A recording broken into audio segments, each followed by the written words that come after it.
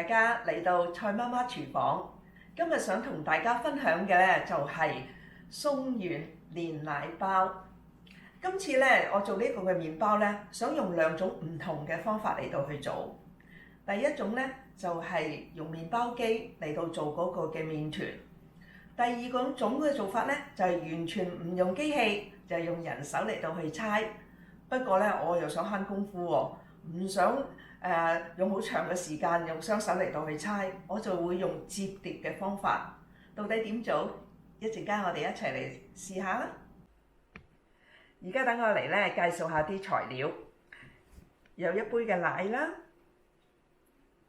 有煉奶，有雞蛋，有白砂糖。蔡媽媽，如果我唔想用白砂糖，可唔可以用其他糖代替啊？哦，可以嘅，你可以用蔗糖啦、黃糖啊，咁都得嘅。呢一度咧係酵母，呢一個就係麵粉。呢個咩麵粉嚟㗎？我呢一隻咧係中筋麵粉，亦即係咧 all-purpose flour。咁通常做麵包咧用中筋，又或者係用高筋都得嘅。嗱，呢一個咧就係鹽嚟嘅。咁呢一個咧就係軟化咗嘅牛油，佢係冇鹽㗎。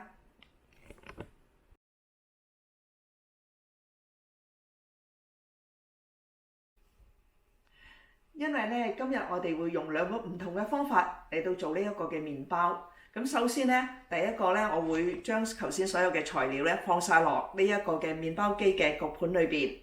咁咧，我哋開始咗個麵包機先。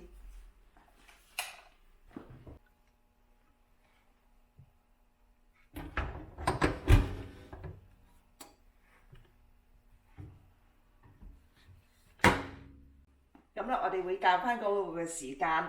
咁咧，呢一個嘅時間咧，佢係大概2個鐘頭就會做到呢個麵團㗎啦。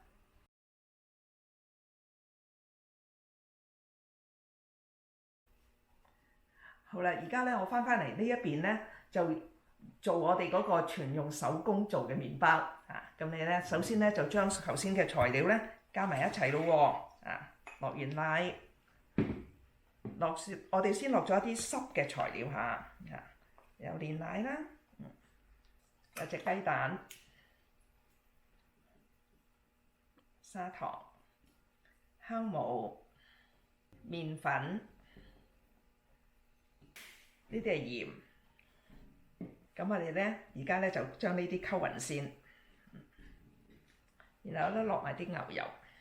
蔡媽媽，點解啲牛油咧放喺最後嘅？啲牛油咧，通常咧佢會令嗰個冇咁容易起筋嘅咁樣，咁所以咧我哋溝咗其他嘅材料先至落佢咯。而家咧佢哋咧都合得好好噶啦。咁而家咧用手咧再搓一搓佢，咁佢就會更加之勻循噶啦。咁咧呢個時候咧，其實我哋唔需要咧特別咧嚟到係去搓喎。今次我用嘅方法咧係懶人嘅方法，睇下又得唔得喎？咁而家咧佢哋已經走埋一齊噶啦，啲所有嘅材料。咁咧就俾佢休息一下。咁喺呢個時候咧，你可以加少少油喺佢側邊。咁佢一陣間發起上嚟嘅時候咧，就冇咁容易黐手咯。俾佢休息嘅時候咧，咁我哋咧就用一啲嘢冚住佢嘅。你可以用保鮮紙啦，又或者咧，因為我呢一個盤咧佢就係有蓋嘅，咁所以咧我就用咗一個嘅盤咧嚟到係去冚住佢。平時咧係可以擺喺室溫嚟到去慢慢等佢嚟到鬆弛。但係咧，因為而家天氣凍啊，我咧就中意咧擺喺焗爐裏邊，因為咧擺喺焗爐嗰度咧嗰個嘅溫度啊、濕度啊就比較穩定一啲，係容易啲去掌握嘅喎。咁我哋而家咧就將佢放喺個焗爐裏邊啦。我仲會擺一杯嘅熱水喺側邊。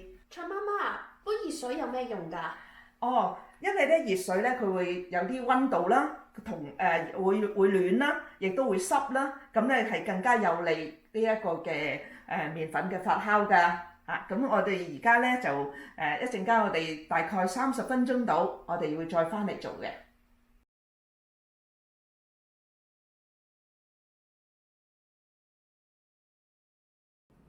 好啦，已經過咗半個鐘頭啦喎，我而家睇下嗰個嘅麵團得未？好，咁等我哋嚟睇一睇而家個麵團嘅狀態係點先。摸下佢，咁咧因為咧隻手咧係冇粉啊或者冇水啦，咁佢會容易黐個麵團嘅，咁所以咧我會濕一濕佢，咁然後咧我先至會拉。嗱，你發覺咧已經鬆軟咗好多咯喎，咁我而家咧做下一個步驟，我唔係用搓麵粉，我係用呢一個摺疊嘅方法。蔡媽媽，呢個摺疊方法有咩特別啊？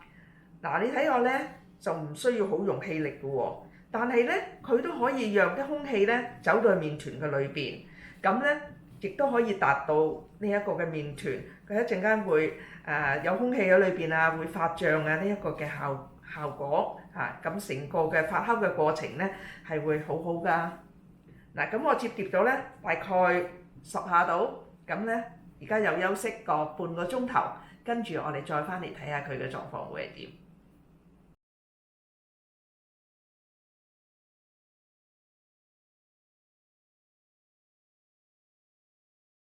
好啦，已經等咗30分鐘，睇下而家又變成點先？個麵團都大咗一啲，有啲氣喺裏邊。咁咧摸落嘅時候咧，都唔係好黐手咯，已經。咁咧又可以進行我哋第2次嘅摺疊啦。你都睇得到咧，啲麵咧可以拉得更加長、更加軟熟。大概咧拉一個圈，10下8下咁就得㗎啦。好，咁我哋已經拉完第2次嘅摺疊，又可以冚翻佢，放翻喺個爐裏邊。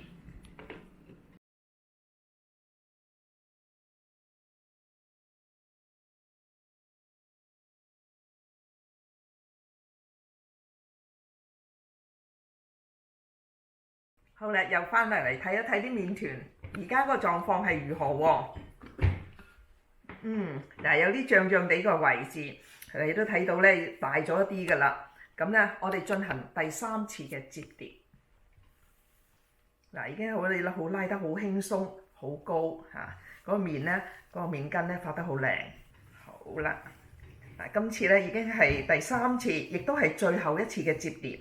咁我今次咧會將佢反轉。喺呢一度，係一個好軟熟嘅，咁咧再休息多半個鐘頭。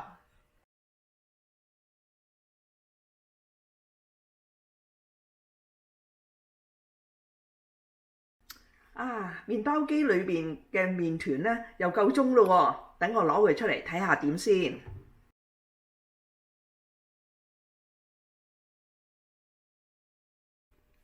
哇，好靚喎！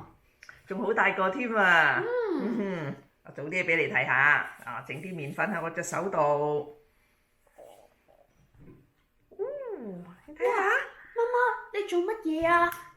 好多波波係咪啊？呢啲咧氣泡咧，我哋係要將佢打咗出嚟，我哋叫呢個過程係叫做排氣啊。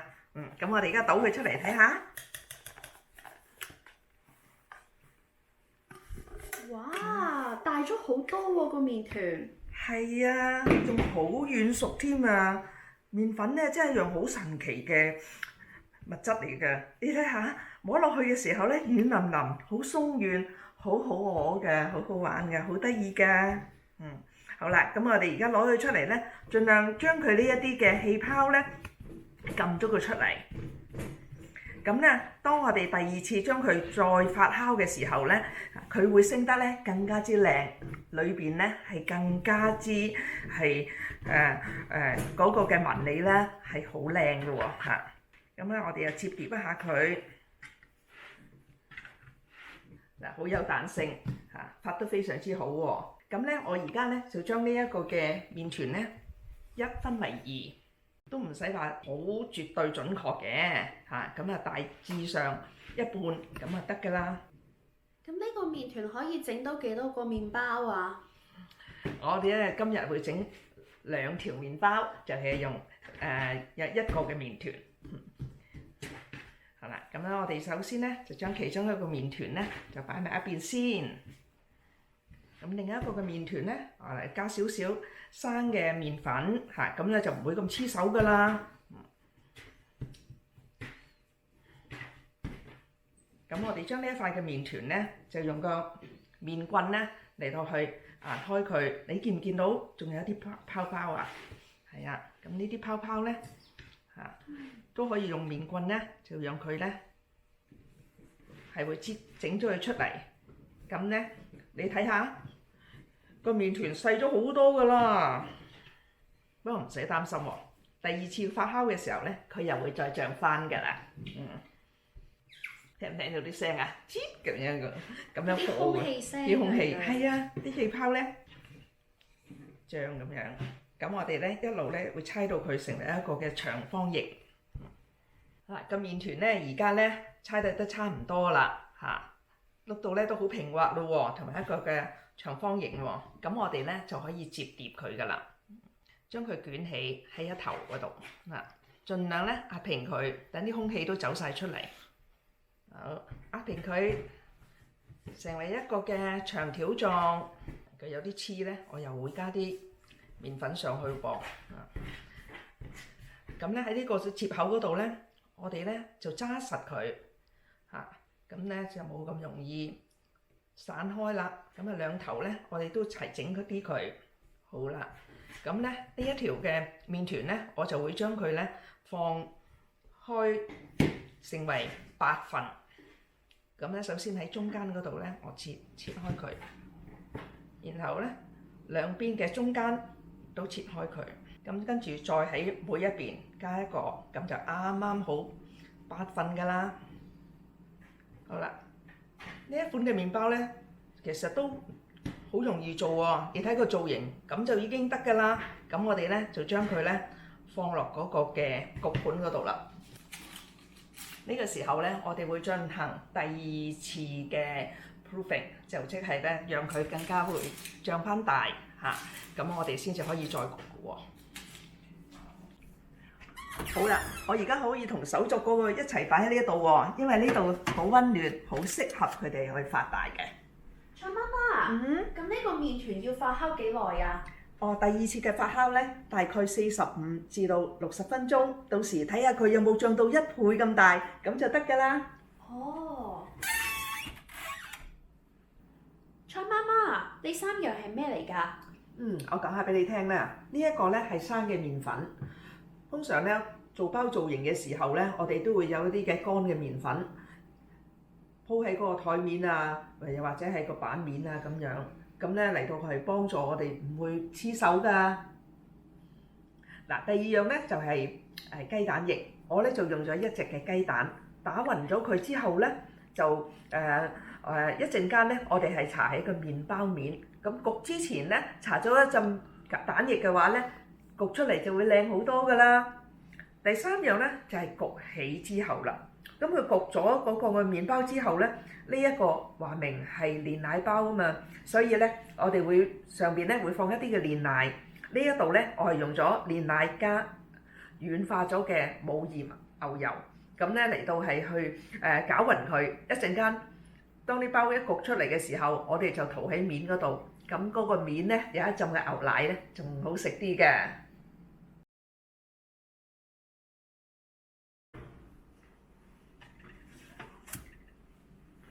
呢2個包咧，第2次嘅發酵咧，經過咗60分鐘，咁咧都發得幾好睇咯喎，有1倍咁大啦。咁我哋咧而家咧就可以搽蛋液啦。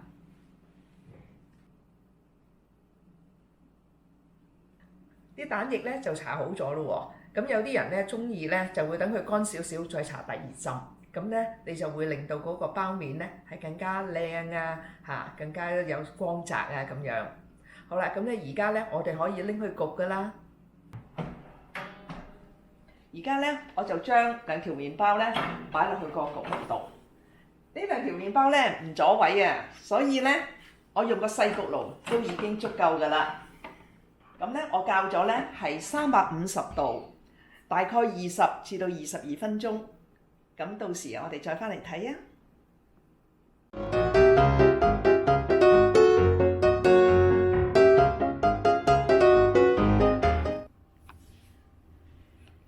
好，睇下點先。咦？點解有塊石子嘅？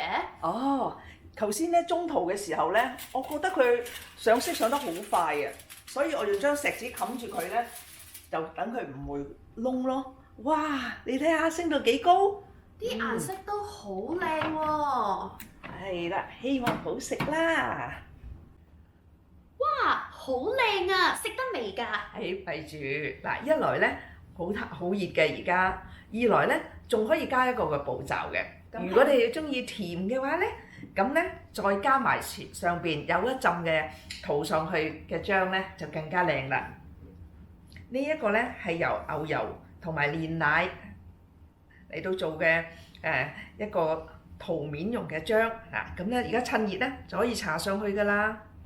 哇！牛油超級邪惡，但係又好正咁喎。係啦，所以咧嗱，呢一條咧係後生仔食嘅，咁我就落多啲㗎啦。我覺得少少，或者唔落都得㗎。其實咧，你睇到咧個包其實已經係可以食㗎啦。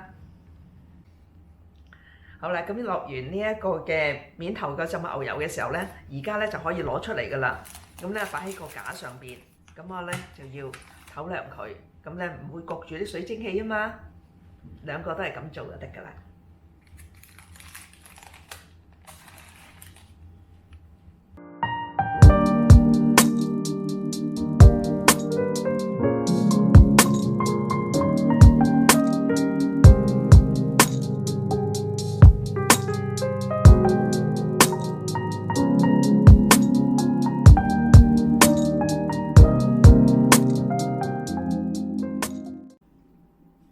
好，等我睇下個包裏邊嘅情況係點先。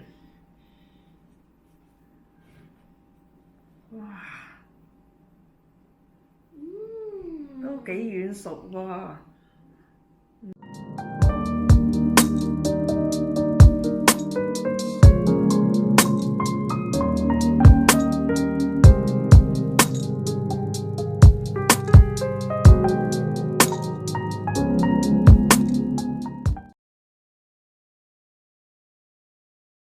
好，我哋呢個時候咧，我哋就睇一睇之前手作嗰個麵團，睇下到底而家個樣係點喎。好啦，而家咧就睇下手作呢一個嘅麵團，到底發成點？哇哦，都唔錯喎，發得好脹好大個啦。一樣咧，我哋會加啲嘅麵粉，咁然後咧，我哋就試下將佢裏邊啲空氣咧，盡量打翻晒出嚟。呢個排氣嘅過程咧好重要嘅喎嚇，咁咧令到第二次嘅發酵咧，佢嗰裏邊嗰個嘅結構咧係更加細緻嘅。同樣咧，我哋摺疊一下呢一個嘅麵團，令佢均勻一啲，跟住咧我哋就可以將佢一開為二㗎啦。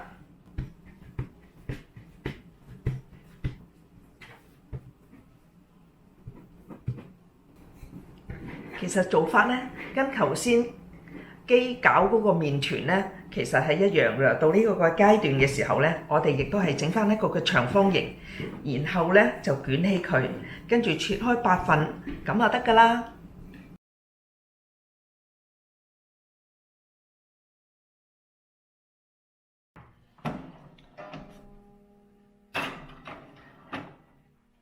同樣咧係預熱咗嗰個焗爐350度，就用20分鐘。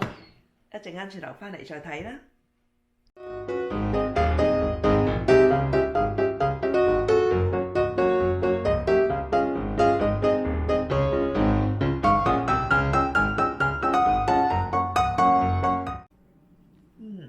最後呢個 batch 咧都完成咗啦。咁我哋咧將一啲嘅煉奶同埋牛油咧塗喺個面度，咁咧又更加之美味添喎。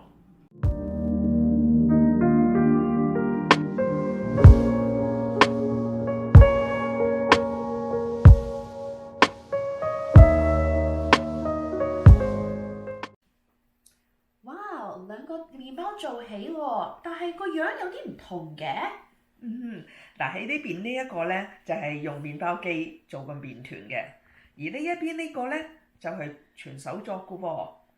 好啦，不如咁樣啦，嗱頭先嗰個我哋都睇過啦，今次呢啱啱整好呢一個，我哋打下佢睇下裏面嗰個嘅質感有冇啲唔同啊？